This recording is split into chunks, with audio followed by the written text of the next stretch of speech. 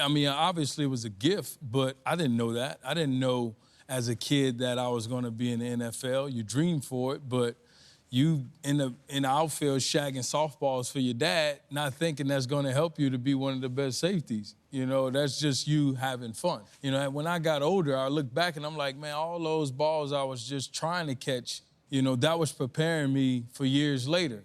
You know, the hand-eye coordination. You can catch that little ball, man. You know, you can catch football at ease. And I would imagine that was also, it's twofold. Not only are you tracking fly balls, but it was a way for you to bond with your dad. Oh, yeah, no doubt. No doubt about it. I mean, my dad always had me on his hip. You know, I love baseball. I didn't pursue it as much, but I mean, my dad always had me on his hip. I wanted to be like him. My dad was playing sports, so follow your dad. You know, so, I mean, my dad's work ethic was example like no other. Tell me about Ben Parquet. Oh, man. You know, everybody who's sat in that chair has had different people at different stages of their life guide them or say the right thing at the right time or, you know, in your case, really champion you to the school because there was some talk that you might have to repeat 8th grade. Yes. He comes talk to me. Actually, he hits me in the chest first. Mr. Parquet got a way of smacking kids in the chest to get their attention. And it got my attention, no doubt, because I'm looking at this man like, what are you doing? Like, who are you and why are you hitting on me? Why'd you just hit me? Exactly. But, you know, and he told me, he was like, do you want to go to high school? I was like, yes, sir. He was like, well, you know you're behind in your school. And I'm like, okay, so what am I going to do? He was like, well, let's take a visit to the high school. So we took a visit to the high school. I go to meet the football players. And after practice, a couple guys walk up to me. And after meeting those guys and seeing the facilities, I'm like, wow, yeah, I want to come here. And he was like, well, they're starting a program called Transitional Night. You can imagine going to high school and being in the Transitional Night program that's which really 8.5, and all your peers bullying you, as we say now, you know, and he was just every week or every month making sure he's checking on me to make sure I'm doing the right thing. And once I got to high school, you know, it's more people there who are trying to push me to be better. When you got to Destrehan High School, you met a woman, great woman named Jeanne Hall. Miss Hall is the secretary at Destrehan High School, you know, and I think it changed when I missed 19 days of school. And I only had like 2 more I could miss. And she pulled me to the side. You know, Mr. Parquet coming here all the time for you. I could hear her voice now. And she's like, you gonna mess this up? Your opportunity? I'm like, who is this lady?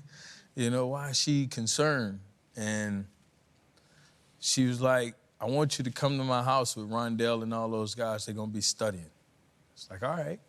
Went over there, started studying, did my work, and that led to 2-3 weeks.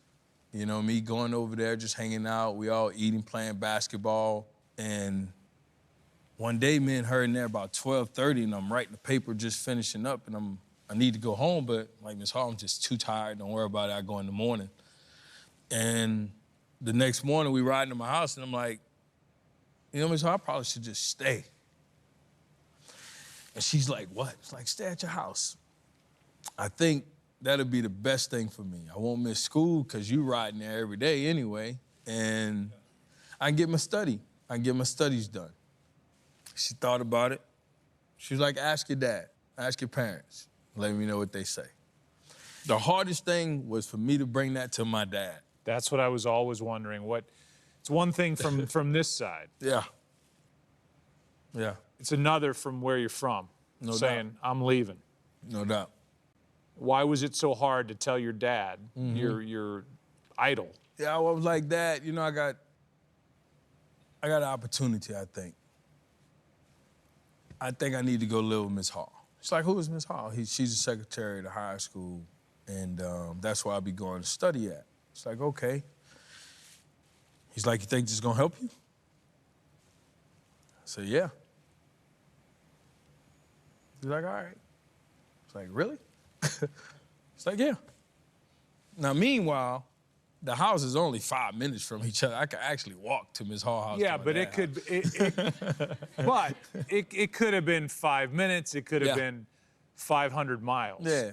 Right? Yeah. I mean, there's a divide now you're putting there, or you're no saying, I feel like I'm better off over here. And I think it says a lot from your dad's perspective that he said, okay. Oh, yeah, no doubt. You know, I think it definitely affected the family, probably my younger brothers more than anything. But I was my worst opponent, missing school. So I talked to my dad, and he said, yeah, and go back to Miss Hall. And now I have 2 dads and 2 mothers. And most people can't say that. Some people can't say they have a dad. Some can't say they have a mother. You had somebody now to answer to. Exactly. Exactly. You know, you did your homework. You know, my dad can ask me that, but he ain't looking at it, you know, with all honesty, because he's not getting home until later. Now they're asking you, let me see it. I needed that. I needed that. I feel like it's more with you. I wanted out, man. I wanted away, you know, for me in high school. You know, I was around people who didn't care, you know, what you did away from football. You know, if you were in the street, they supported it, so to say. You know, yeah, go ahead and do that. You know, sell that, you know. When you say that, what is this? Talking drugs. You know, it actually was worse of a drug neighborhood than the one I was in, you know, because everybody sort of did it, you know, and for a young black man growing up at the time, that's what it was about. How can you make a couple nickels or 2 to buy yourself a bag of potato chips to feed yourself? You described it once as crabs in a bucket, like everybody was kind of clawing at you, trying to drag you down. Yeah. Did you get grief from your friends? Like, where are you going? What do you mean? What the hell's happened to you, Ed? Why are you leaving us behind? Did you get it from that side? Yeah, I got it from them, you know, but it didn't matter. It's not your life, not your opportunity. You can't play ball like I can, so. You know? And